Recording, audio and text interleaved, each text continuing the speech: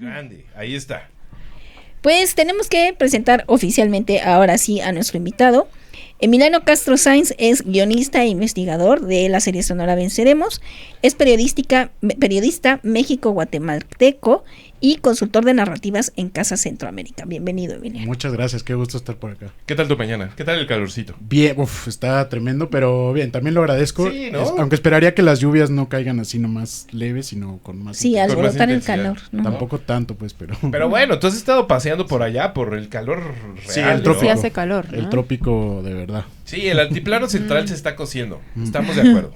El cambio climático está cabrón. Sí. Pero allá, Uf. ufa, qué loquera. Allá en el sur. Querido Emiliano, empecemos por lo evidente, empecemos por lo rápido. ¿Qué es Venceremos? ¿Qué es Venceremos? Bien, pues Venceremos es una serie, como dices, documental, es un podcast de 4 episodios que cuenta la historia de la radio Venceremos, que es la radio clandestina de la guerrilla salvadoreña, que estuvo durante los 11 años del conflicto armado, de la guerrilla allá, de la guerra civil, como un medio de comunicación, la voz oficial del Frente Farabundo Martí para la Liberación Nacional, y también como una voz para hacer evidente, para denunciar los grandes crímenes atroces que cometió el ejército y los paramilitares y las fuerzas pues oscuras que tenía el régimen salvadoreño, la dictadura, y fue una pieza fundamental para alcanzar de alguna forma la paz en su momento. Así que fue un esfuerzo de muchos jóvenes internacionales, salvadoreños, y muchos mexicanos también que compartieron ahí, y dieron todo para contar no solo las bajas, sino de una forma muy creativa, pues la guerra, los horrores y también las esperanzas que da un movimiento tan grande como ese, ¿no? Sí, aquí tenemos que ponerles ciertos puntos a ciertas CIEs, que estamos hablando de un conflicto civil, una guerra civil en El Salvador que se dio entre el 79 y el 92. Se firmó la paz en México, por cierto, que es El una castillo parte, de Chapultepec. es una parte increíble del podcast. Pues, no se vale decir sin spoilers, más bien pónganse a investigar, ¿no? Bueno, es la historia. No es un Sí, spoiler. no hay spoilers, ya hay paz en El Salvador, paz, Sí. ¿no? Pero es un conflicto que se comió a 2 generaciones más o menos de salvadoreños. Así es. Que impactó, yo todavía conocía gente de mi edad y mucho más joven, con historias estilo, en la última ofensiva le hicieron un túnel a mi casa y por ahí pasaban la brigada tal y la brigada otra y demás. Entonces es un evento de esos paradigmáticos para toda la nación y que aparte no es la raíz, pero se vuelve una pieza fundamental de la ecuación esa que ahora se llama Bukele, ¿no? Así es. Es decir, es un evento que desemboca en migraciones, que desembocan en pandillas, que desembocan en... ¿cómo se llama esto que hacen ahora los gringos muchísimo? ¿Intervención? No, como vete de aquí. De Exilio. expulsiones, Te agarro y Deportaciones. que desemboca en deportaciones, que desemboca en violencia, que desemboca en elecciones, que desemboca en un famoso outsider que viene a resolver las cosas, Que no es un político. que desemboca en El Salvador. Tiene ahorita una situación, yo no le llamaría única, pero pues muy novedosa. Muy extraña, muy novedosa. Son creativos. Son creativos, sí, son muy creativos. Hay bitcoins. ¿no? Sí. O sea, Hubo, porque ya los canceló como moneda nacional. Ah, ¿sí? no, qué bueno. Pues es que O sea, esos Ya se fue quiere una del fase. país. Ahora que fuiste a El Salvador, ¿fuiste a conocer Surfer City? Sí, estuve por ahí, de hecho muy ricas las playas, el agüita y todo, pero la verdad es que es como una pantalla gigante, como después, es como si la IA la tocaras y se derritiera. Y después cuando ves la realidad es otra cosa. ¿Y qué se sintió, Emiliano? Y ahorita empezamos, o más bien ahorita ya le entramos mucho más claramente a la pantomima y el trasfondo y demás, pero ¿qué se sintió en esta extraña escenografía de un país del siglo XXI centroamericano, ir buscando a los personajes que soñaron con un país completamente diferente? De hecho es muy bonito el 4º episodio porque hay muchas reflexiones muy trascendentales, me parece, de la gente que dio todo por tanto defender, entre comillas, un sistema como los militares, como gente que apostó su vida para cambiar las reglas del juego, ¿no? Y hay pues un desencanto evidente, hay una frustración muy grande porque después de muchos años, la guerra civil de El Salvador particularmente es distinta a otras latinoamericanas, porque sí logra un empate, digamos, y eso ya podría decirse que es una victoria. Ujú. Pero después vinieron muchos años de pues horrible violencia y creo que una deuda muy grande, y entonces hay una sensación de derrota, pero también hay una cuestión como muy profunda de decir valió la pena esto que hicimos, apostar por un cambio enorme, aunque pues sí, con mucha sangre derramada, pero bueno, lo intentaron, ¿no? Por lo menos.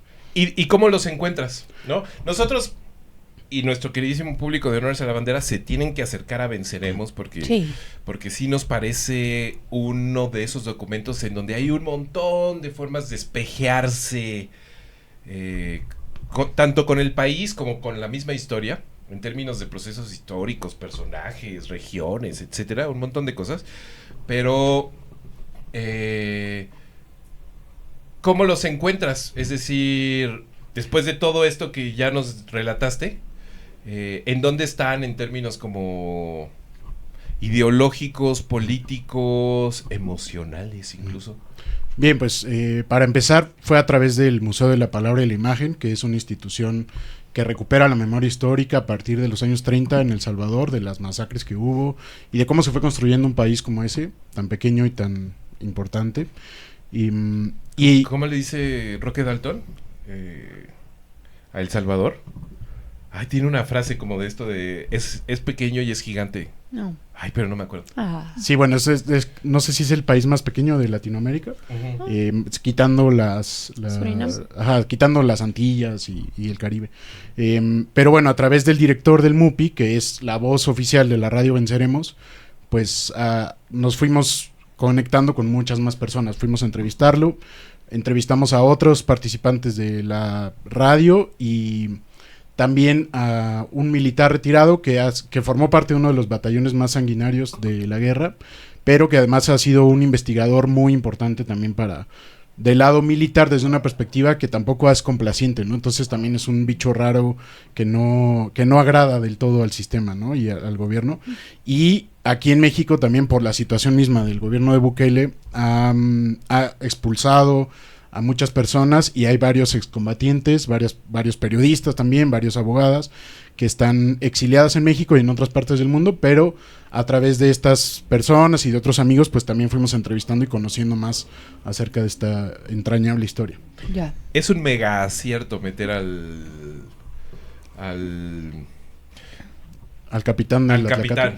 Sí. ¿No? Es un mega acierto. Sí, porque uno puede ver, y si uno va a El Salvador lo vive de esa forma, ¿no? O sea, esas narrativas en términos de los enemigos, ustedes, nosotros, son súper borrosas por allá, ¿no? Y es que la guerra empieza más o menos a finales de los 60, la guerra irregular, cuando está esta guerra del fútbol supuestamente llamada entre Honduras y El Salvador, y luego se empiezan a formar grupos guerrilleros irregulares, clandestinos, y empiezan a pelearse entre hermanos, como todas las guerras internas, ¿no? Pero este coronel, este capitán del Atlacatl particularmente, es una mente brillante, además que reconoce muchos errores, pero que también habla desde lo que él sentía, ¿no? Desde su esperanza de que no hubiera comunismo genuina, y luego de cómo se fue... no se trata de entrevistar a las dos partes y equilibrarlas, ¿no? Sí, no, para nada. Porque no es así, pero hay personas que te dan otra perspectiva, y creo que pues los soldados también fueron humanos que se metieron en algunos casos a la fuerza, en algunos casos desde su genuinidad, pero... Sí, no es un discurso triunfalista. Claro, no, para nada. Y lo reconoce ahora que él dice, bueno, en una de sus frases finales... les entregamos un país en paz y que lo hayan perdido, esa es otra historia, ¿no? Es otro pisto, dice que pisto es plata. Entonces sí, muy impactante haberlo entrevistado. Yo lo había visto porque Julio López Fernández lo entrevista en La Batalla del Volcán, que es otro documental que les recomiendo mucho, de la ofensiva final de 1989, que es cuando la guerrilla llega a la ciudad, toman el Sheraton, se da otra masacre muy, muy brutal en las inmediaciones de la Universidad Jesuita. La de los jesuitas, claro, que está cabronamente retratado en el podcast también. Así es. Y bueno, él es uno de los analistas que entrevista el director de esta película. Un amigo muy querido, a quien le mando muchos saludos. Ahí está, saludos al maestro López. Y pues es un documento que tiene un montón de apellidos. Podría entenderse como un documento, o sea, más bien se tiene que entender como un documento histórico.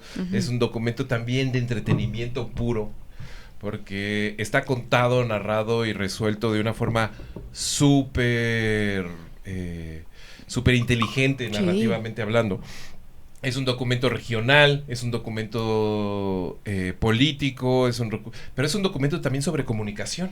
Así es, esencialmente creo que es eso, es parte de lo que también estamos sufriendo en estos tiempos, que es tiempos de negacionismo, pero tiempos también de cierre de espacios. En El Salvador hay un montón de medios que han tenido que cerrar sus puertas en el país y se han instalado en Costa Rica, en México, y entonces en Saludos este al contexto, sí, el Saludos Faro, a Laida Factum. Sansores también. Sí. Bueno. Saludos a Tabasco. Saluditos. Ay. Entonces, en los contextos más oscuros es posible hacer un esfuerzo muy grande que logre contrarrestar pues esfuerzo también de acallar a todos. Lo vemos en todo el mundo, en Estados Unidos, lo vemos con la guerra, pues bueno, si se le puede llamar guerra, al genocidio en Palestina, lo vemos aquí también en su dimensión, en Centroamérica, bueno, en Argentina, esta guerra contra la información también muy grande y las ganas también de sacar adelante pues narrativas que contrarresten esto, ¿no? Ya. Pues así ya iría nuestra primera pregunta, Emiliano. Después de Venceremos y después con toda tu experiencia en comunicación, ¿qué papel crees que juega la comunicación política en un movimiento popular? ¿Y cuáles son los peligros del arrastre que pueden generar? Yo creo que es fundamental, o sea, no se entiende el movimiento sin la comunicación, porque lo dice uno de los protagonistas del podcast, Hernán Vera Maravilla, alias Maravilla, que no hay una victoria política sin una comunicación acertada, ¿no? O sea, tú puedes tener... No hay una victoria política, sino una conversación acertada. No hay una victoria política sin una comunicación. Sin una comunicación que lo diga, pero que lo diga bien. Y la radio Venceremos hizo una cosa que fue contar todo, o sea, sus propias bajas, porque querían tener verosimilitud y ser veraces, ¿no? Y bueno, o sea, esta cosa de tener una narrativa y afianzarse a ella también, lo han hecho varios gobiernos, desafortunadamente, o de manera desafortunada varios, pero por ejemplo, una de las grandes victorias de la 4T creo que es la mañanera. Sí. Han sabido mantener la narrativa para bien o para mal, pero creo que ese es un fundamento que no entienden varios gobiernos, ¿no?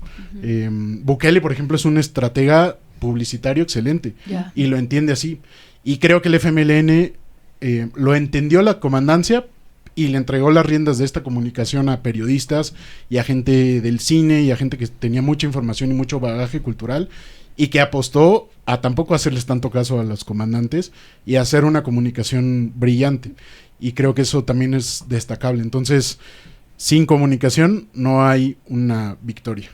Y creo que lo dijiste hace un segundito, justamente, para bien y para mal, ¿no? Pues sí, claro, porque o sea, Bukele lo tiene manejado, pero excelente. Tiene el control de su narrativa, o sea, él de inmediato alguien que lo critica es prácticamente un pandillero, un marero. Entonces, él sabe cómo manejarse. Y eso es tremendo porque es muy peligroso.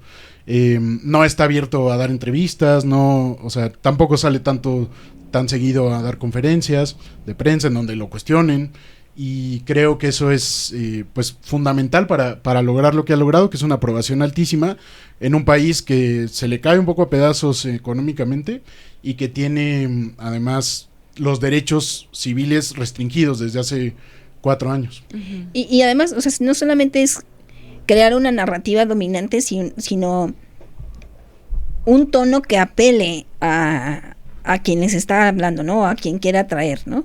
Pienso mucho en este fragmento del podcast en que dicen la radio no solamente tenía que ser veraz, sino tenía que ser una radio que la gente quisiera escuchar. También. Porque estaba bien hecha la radio, ¿no? Sí, sí.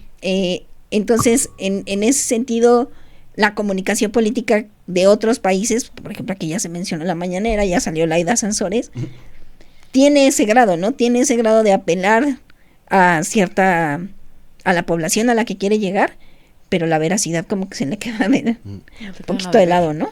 Que es una veracidad también fabricada, ¿no? Es decir, en Latinoamérica, así rapidísimo, sin ponernos a viajar por los túneles del tiempo, pues está el aló presidente de Hugo Chávez, ¿no? Claro. Está la mañanera de Andrés Manuel, está todos estos ejercicios de comunicación política que resultaron ser ultra mega eficientes, ¿no? Desde donde se dijeron muchísimas verdades y desde donde se dijeron muchísimas mentiras, ¿no? El éxito de la Venceremos también recae en que no le entregaron ese poder comunicacional a la comandancia. Exacto. O sea, Ya. Joaquín Villalobos, que era el dirigente del ERP, que es la facción, ahora si me equivoco, son 4 frentes de guerra, me parece, y uno de ellos era el ERP, que tenía la parte oriental de El Salvador. Ellos estaban a cargo de la Venceremos, porque hubo otros esfuerzos de radio, como la Farabundo Martí, al norte, centro del país, y Villalobos era el estratega del ERP, y él quería hacer sus comunicados, él quería hacer sus denuncias, su alocución más tradicional de guerra, ¿no? Y la radio pues sí, estaba a su cargo y tenía que obedecer a veces, pero no siempre. Entonces ellos le ponían un alto y lograban hacer estos programas más jocosos, más de sátira, como La Guacamaya Subversiva, en donde evidenciaban a coroneles, a militares, a los embajadores gringos, o tenían otro fabuloso que era La Piedra de Moler, donde platicaban con cocineras de la guerrilla, o de los pueblos también. Entonces le daban voz a gente que usualmente no hablaba, como también platicar con los niños y preguntarles qué piensas, qué sientes de todo esto, y son momentos entrañables de esta historia, ¿no? Sí, como que la comunicación política de cualquier movimiento, que puede ser un movimiento tan de izquierda como del FMLN, como un movimiento tan de derecha como los libertarios argentinos, O Bukele. o Bukele, Ah. la comunicación política pareciera tener los mismos pros y los mismos contras en cualquiera de los bandos, ¿no? Así es. Y la comunicación política de Venceremos, en particular, ya llegando a este lugar, es gozosísima en ese sentido, ¿no? Que no permitió que se instalara el tono Ho Chi Minh de la conversación, ¿no? O sea, Solemne. es una... Lo pueden ustedes escuchar en el podcast, es una radio que se propone fundar un grupo musical que... Le atribuye un novio a uno de los estrategas más sanguinarios del ejército salvadoreño. Y el podcast es muy chido en ese sentido porque a uno no deja de maravillarle también el mismo personaje del ejército, ¿no? Sí. La forma en que acaba su vida, etcétera, ¿no? O sea, sí hay una intuición muy chingona en términos de decir, pues es que había gente chingona por todos lados, ¿no? Bueno, todas las personas que entrevistamos de este lado de la guerrilla, respeto total, ¿no? Lo También por el otro tipo, admiraban ¿no? militarmente, porque era un despiadado. O sea, el tipo estaba enfocado en deshacer al enemigo y lo estaba logrando hasta que por su propia ambición cayó en una trampa que pues tienen que escuchar. Sí, no. Sí. Episodio 3, Sí. por favor. Ya, de inmediato. Emoción Total. Pero bueno, comunicación política, ¿no? O sea, Venceremos dice, esto se tiene que transmitir de manera correcta y la comandancia en algún momento dice, esto es un circo, ¿no? Sí. Nosotros Esto queremos es ser demasiado. guerrilleros de póster. Nosotros queremos Sí. nosotros queremos un póster a la Stalin. Me recuerda a la campaña del no en Exacto, Chile, ¿no? Que los Ese es un gran ejemplo los también, izquierdistas ¿no? trasnochados también estaban como, no, tenemos que hacer una cosa que se sufra, y Jaranas, cuatros, Gael ponchos. García dice no. Ay, sí, Gael García. Gael García, wow. Claro, Gael estuvo en todos lados. Sí. Es un chiste con mucho contexto. Bueno, hay un chiste interno ahora en el equipo, porque uno de los protagonistas de la radio es muy parecido a Gael García. ¿Ah, en serio? Pensamos que viajó en el tiempo o qué, O bueno, ya tiene personajes si lo van a interpretar alguna vez, que es Chillo, a quien le mando un saludo muy grande. Porque ¿se es, parece? Otro de los momentos estelares. es alguien muy querido, que además tiene un libro hermoso que se llama Siete Gorriones, que cuenta su historia, que es desgarradora. Es un libro hermoso, desgarrador. Pero es uno de los niños que entrevista a la radio. Ajá. Y ahora a sus 54 años es Gael García versión El Salvador. Wow, increíble. Todo lo bueno de Gael García y todo lo bueno del Salvador. Del Salvador. En un solo lugar. Que sonó en todo, Así, exactamente. protagonizando todo. Tomando un poco como ejemplo